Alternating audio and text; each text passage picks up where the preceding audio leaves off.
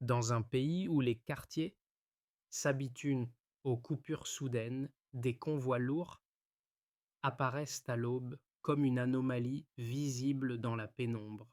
Chaque remorque avance lentement, entourée de véhicules discrets, tandis que le réseau électrique continue de vaciller comme s'il allait céder à tout instant. Que signifie, pour ceux qui scrutent l'avenir énergétique sous l'ombre d'Ibrahim Traoré, cette irruption silencieuse de machines qu'aucune annonce officielle n'explique vraiment? Pour beaucoup, cette fissure est inattendue dans la routine des pannes ressemble déjà à un seuil fragile vers autre chose, un possible renversement de trajectoire. Le récit qui s'ouvre devant les observateurs ne se limite plus à décrire des convois isolés. Il promet de dévoiler les mécanismes le précis reliant une crise énergétique chronique à un possible basculement stratégique. La promesse centrale est claire: comprendre comment un pays plongé depuis des années dans l'incertitude électrique peut entrevoir une trajectoire de stabilité durable. Dans ce cadre, ce qui est en jeu dépasse largement la technique. Les industries fragilisées, dépendantes d'équipements instables, voient leurs marges se réduire au fil des coupures répétées. Les hôpitaux affrontent chaque jour l'incertitude d'un réseau qui cède sans prévenir, obligeant les équipes à improviser entre générateurs et protocoles interrompus. Les villages éloignés, quant à eux, vivent au rythme d'un soleil irrégulier, incapables d'assurer l'éclairage nécessaire à l'éducation ou à la sécurité nocturne. Pourtant, derrière cette accumulation de vulnérabilité, un microsignal persiste. L'apparition de machines escortées, filmées à plusieurs reprises, suggère qu'une logique plus vaste, peut-être méconnue du public, est désormais à l'œuvre. Ce glissement crée une tension où prudence, espoir et méfiance cohabitent. Les premières images analysées montrent une séquence répétitive.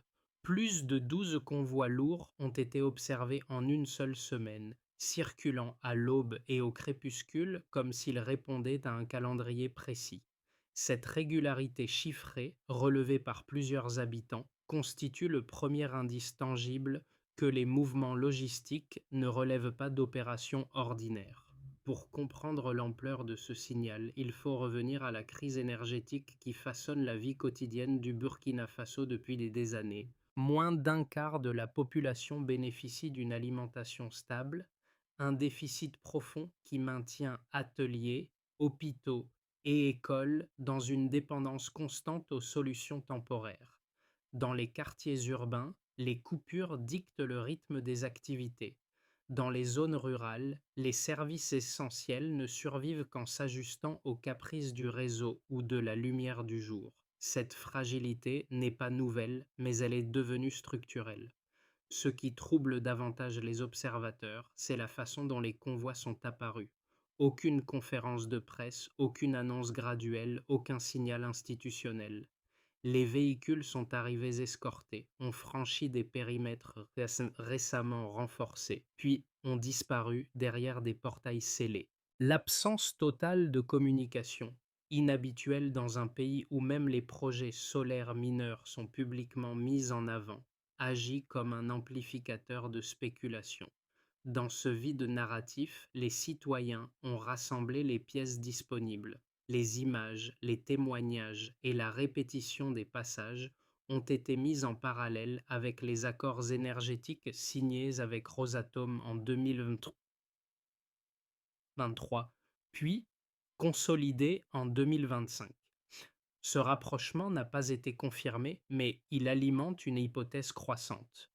Si ces installations préfigurent réellement une phase nucléaire, alors les ambitions stratégiques souvent attribuées à Ibrahim Traoré pourraient avancer beaucoup plus vite que prévu, entraînant des implications régionales majeures.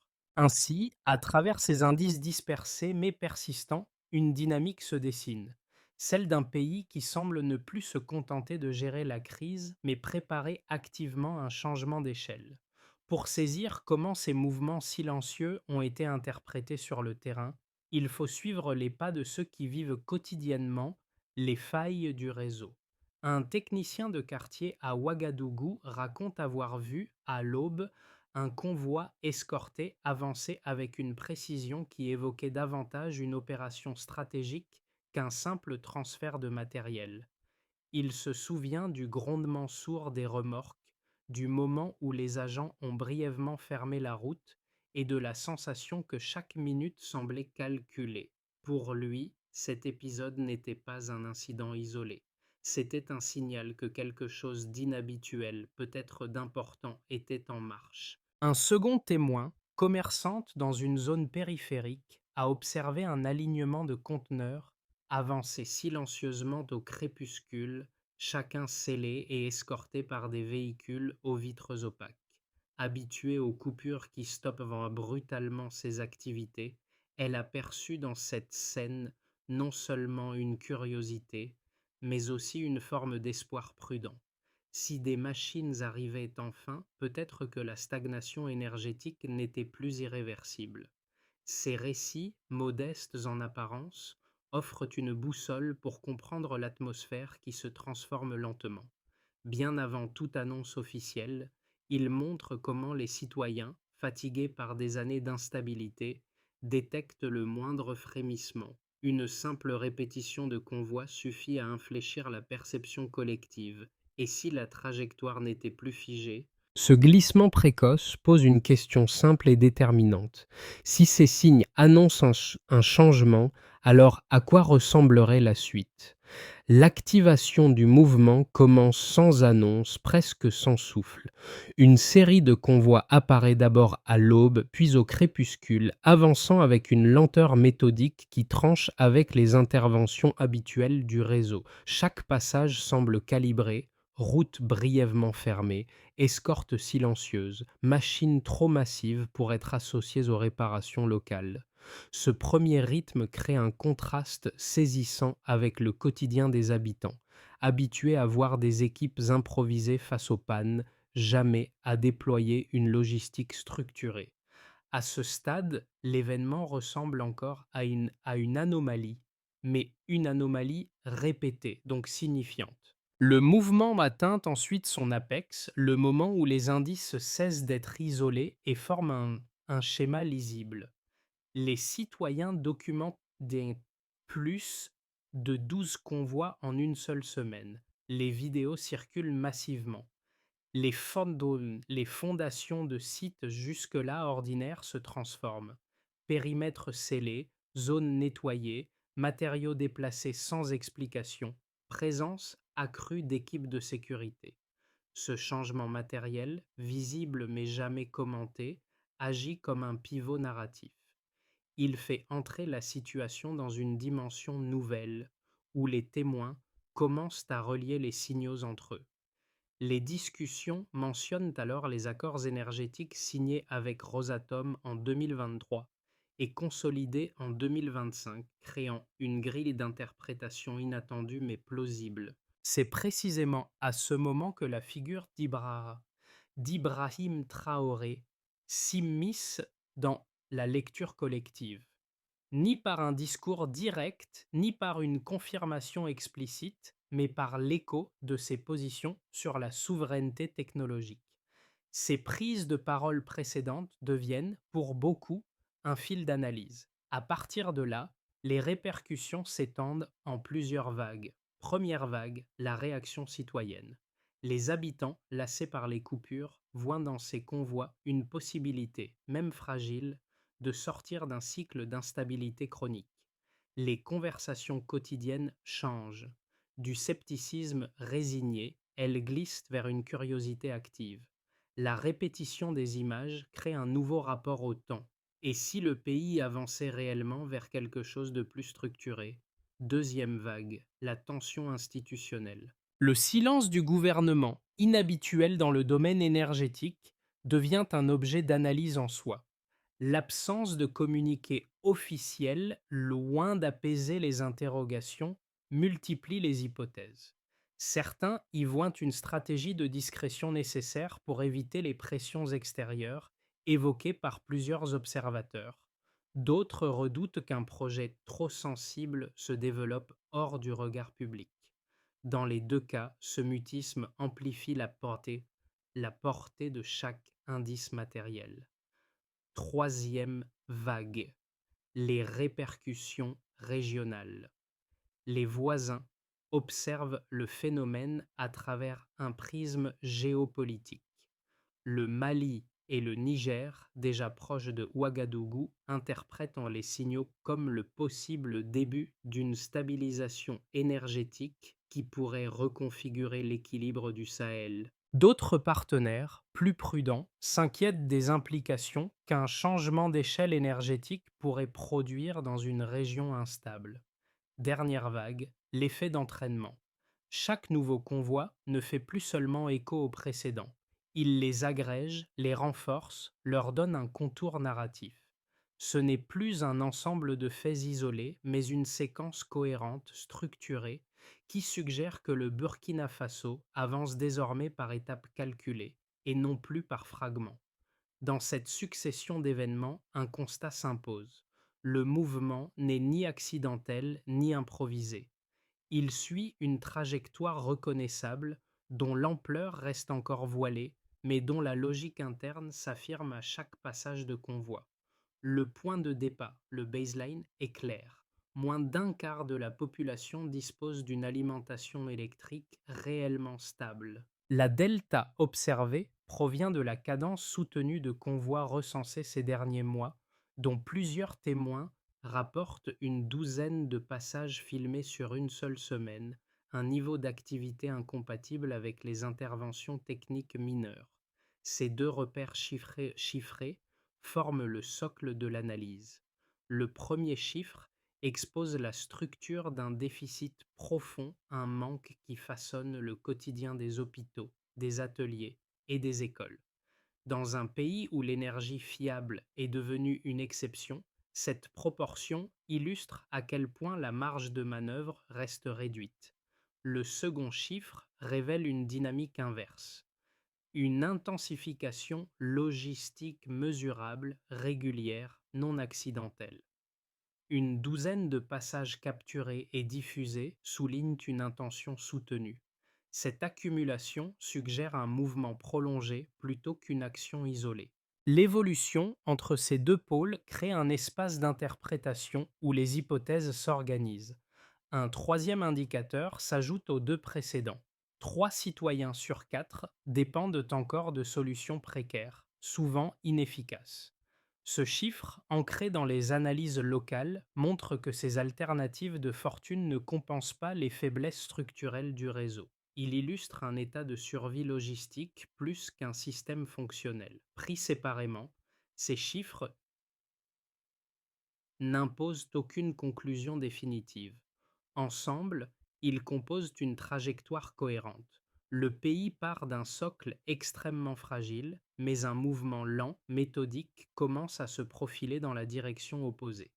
C'est ce contraste entre faiblesse initiale et activité logistique soutenue qui alimente la lecture des observateurs. Dans ce contexte, les accords énergétiques signés avec Rosatom en 2023 puis consolidés en 2025, deviennent un cadre d'analyse incontournable. Ils offrent un schéma plausible reliant les convois aux travaux préparatoires nécessaires à une infrastructure lourde. Aucun élément ne confirme directement la nature de ces installations, mais l'alignement temporel entre les documents bilatéraux, les périmètres renforcés et la répétition des passages crée une cohérence.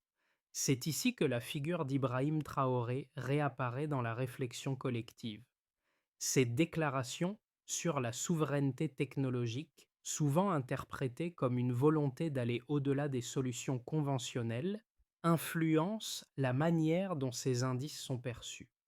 Certains y voient une discipline stratégique, d'autres une tentative de contourner une pression extérieure.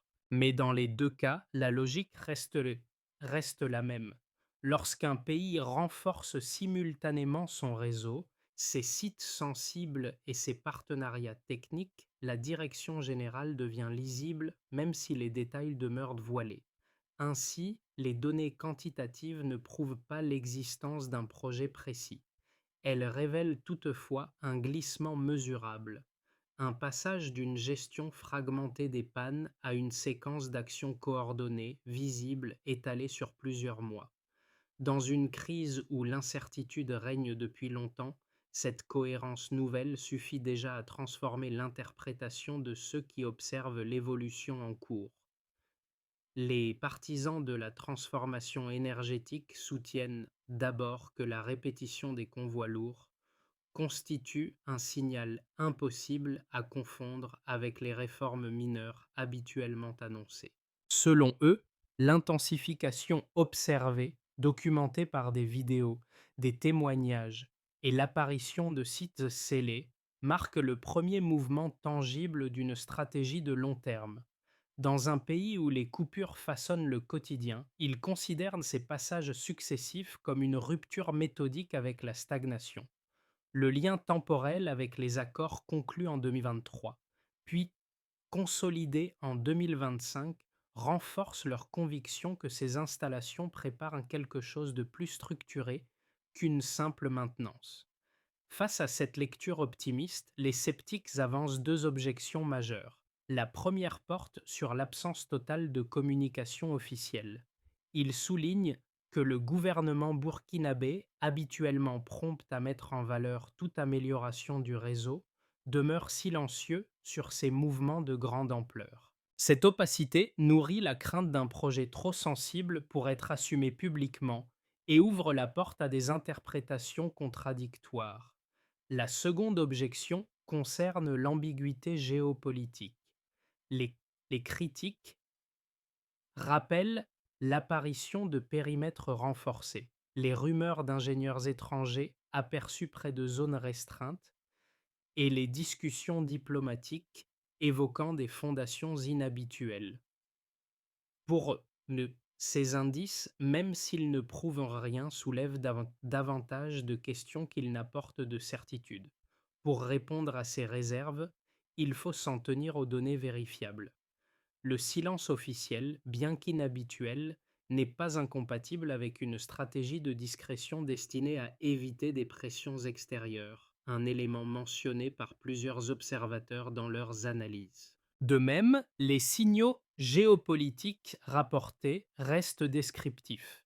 Ils n'impliquent ni dérive technologique ni intention militaire. Ce qui demeure solide, en revanche, est la répétition méthodique des convois, la transformation visible des sites et leur alignement temporel avec les accords énergétiques déjà établis. Ainsi, même si les inquiétudes persistent, la trajectoire observée conserve une cohérence interne difficile à ignorer. Cette bascule marque l'instant où les indices dispersés cessent d'être des anomalies isolées et commencent à former un motif lisible. Des images satellites évoquées dans des cercles diplomatiques montrent des clairières nettoyées, des tracés de fondations et des périmètres renforcés n'apparaissant dans aucun projet public connu. Ce glissement soudain élargit brutalement le champ d'interprétation. Ce qui relevait de la rumeur devient une hypothèse structurée. À partir de ce point médian, la lecture internationale change. Les observateurs africains adoptent un vocabulaire autrefois jugé trop audacieux. Travaux préparatoires, mise en scène prénucléaire, réalignement stratégique. L'écho régional s'intensifie. Certains partenaires y voient un potentiel stabilisateur, d'autres une source d'inquiétude quant aux asymétries futures. Dans ce climat chargé, la posture d'Ibrahim Traoré devient un repère implicite, non pas par confirmation directe, mais par la cohérence entre ses déclarations sur la souveraineté et la montée en puissance silencieuse des convois. Son mutisme stratégique fournit une clé d'analyse supplémentaire. Si aucune dénégation n'est formulée, la trajectoire perçue gagne en consistance. Ce midpoint transforme ainsi le récit. Il ne s'agit plus de savoir si un mouvement existe, mais de comprendre jusqu'où il peut aller. Les conséquences du mouvement observé se manifestent déjà à plusieurs échelles, même en l'absence de confirmation officielle. La régularité des convois, la transformation des sites et l'émergence de zones restreintes composent un ensemble qui redéfinit progressivement les attentes, tant à l'intérieur qu'à l'extérieur du pays. Pour saisir ces effets, il faut examiner quatre champs d'impact distincts: le niveau national, celui des entreprises et de l'économie, celui des citoyens et de la vie sociale, et enfin celui de la dynamique régionale. Au niveau national, la perception du gouvernement change subtilement. Le silence officiel, auparavant interprété comme une anomalie, devient une stratégie potentielle. Limiter les interférences extérieures, éviter les pressions diplomatiques et protéger un projet sensible. Certains analystes y voient l'expression d'une discipline institutionnelle alignée avec les prises de position d'Ibrahim Traoré sur la souveraineté technologique. Cette absence de communication crée néanmoins une zone d'incertitude. Les ministères, les collectivités locales et les services publics observent les signaux matériels sans pouvoir les intégrer dans une feuille de route stable. Mais même ce flou n'empêche pas un glissement narratif. L'État semble engagé dans un mouvement plus large que la simple maintenance du réseau. Dans le secteur économique, les répercussions sont immédiates, bien qu'indirectes. Les commerces, les ateliers et les petites manufactures, habitués à interrompre leurs activités aux premières oscillations du courant, réévaluent leurs possibilités. Chaque convoi devient un indice que la situation pourrait évoluer. Une stabilisation partielle du réseau, même limitée à quelques zones, changerait déjà l'équilibre. Horaires prolongés, réduction des pertes, hausse de la productivité. Les entreprises ne voient pas de preuves matérielles d'amélioration, mais elles perçoivent un changement possible dans la structure du risque, ce qui influence leurs décisions d'investissement à court terme. Pour les populations, les effets sont psychologiques autant que pratiques. Les habitants qui vivent au rythme des coupures interprètent les mouvements silencieux comme une ouverture, une fissure dans des années d'immobilité. Les jeunes, souvent privés d'études en soirée, envisagent une nouvelle marge de continuité. Les ménages, dépendants de solutions précaires, imaginent ce que signifierait une réduction des pannes: réfrigérateur stable, appareil fonctionnel, nuit, moins vulnérable. Même sans preuve d'amélioration immédiate, l'atmosphère change. La possibilité d'un futur différent commence à peser autant que la réalité présente. Dans le Sahel, les pays voisins observent cette dynamique avec attention. Le Mali et le Niger, proches politiquement de Ouagadougou, voient dans cette trajectoire la potentialité d'un pôle énergétique autonome capable d'influer sur l'équilibre du bloc sahélien. À l'inverse, le Ghana et la Côte d'Ivoire s'inquiètent d'un déséquilibre naissant. Un Burkina Faso renforcé pourrait modifier certains rapports de dépendance énergétique ou logistique. Les partenaires occidentaux, eux, interprètent les périmètres scellés et les traces de fondations atypiques comme les signes d'une recomposition géopolitique possiblement accélérée. Dans ces quatre champs d'analyse, un même constat apparaît: les conséquences dépassant largement les convois eux-mêmes. Elles touchent la perception, les anticipations et les équilibres régionaux, tissant une dynamique qui dépasse les faits visibles. À mesure que les indices matériels s'accumulent, convois répétés, périmètres scellés, fondations inhabituelles, trois trajectoires plausibles émergent pour les 6 à 12 prochains mois. Elles n'offrent pas de certitude, mais dessinent un éventail cohérent de possibilités fondées sur les signaux observables. Dans un premier scénario, que l'on peut décrire comme une consolidation silencieuse, le rythme actuel des convois se maintient, sans accélération visible. Les sites déjà identifiés poursuivent leur transformation progressive: périmètre renforcé, accès contrôlé, mouvement logistique régulier. le gouvernement resterait silencieux, conservant une stratégie de discrétion qui limite les frictions externes. Pour les acteurs institutionnels, cette séquence prolongée crée une zone d'attente active. Les ministères et services publics anticipent un changement sans disposer d'indications officielles pour ajuster leurs plans. Du côté citoyen, l'espoir prudent s'installe, mais sans bascule durable. La stabilité reste possible, pas encore tangible. Dans un deuxième scénario, plus optimiste, la stabilisation s'accélère progressivement. Si les signaux matériels s'accompagnent d'un renforcement ciblé du réseau, certaines zones pourraient connaître une réduction perceptible des coupures. Les hôpitaux limiteraient leur dépendance aux générateurs, les commerces prolongeraient leurs horaires et les ateliers stabiliseraient leur production. Cette dynamique, même partielle, créerait un effet d'entraînement national. Au niveau régional, le Mali et le Niger pourraient saluer publiquement la trajectoire burkinabé, y voyant l'émergence d'un pôle énergétique sahélien plus autonome. Ce scénario suppose toutefois que les opérations logistiques s'accordent sans retard majeur et que les contraintes techniques soient absorbées progressivement. Dans un troisième scénario, plus pessimiste, les tensions s'accroissent. Si la cadence des convois s'accélère tandis que le silence institutionnel perdure, les inquiétudes internationales pourraient s'intensifier. Les partenaires occidentaux, déjà attentifs aux fondations inhabituelles, multiplieraient briefings et mises en garde.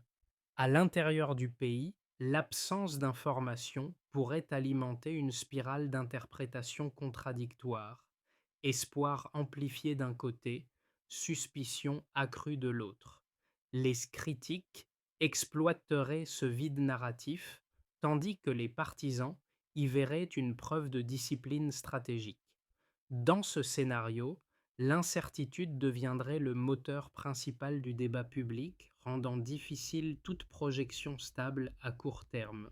À travers ces trois trajectoires, un élément demeure constant. La suite dépendra moins de la vitesse des convois que de la manière dont les institutions géreront la tension entre perception publique, pressions extérieures et capacités techniques.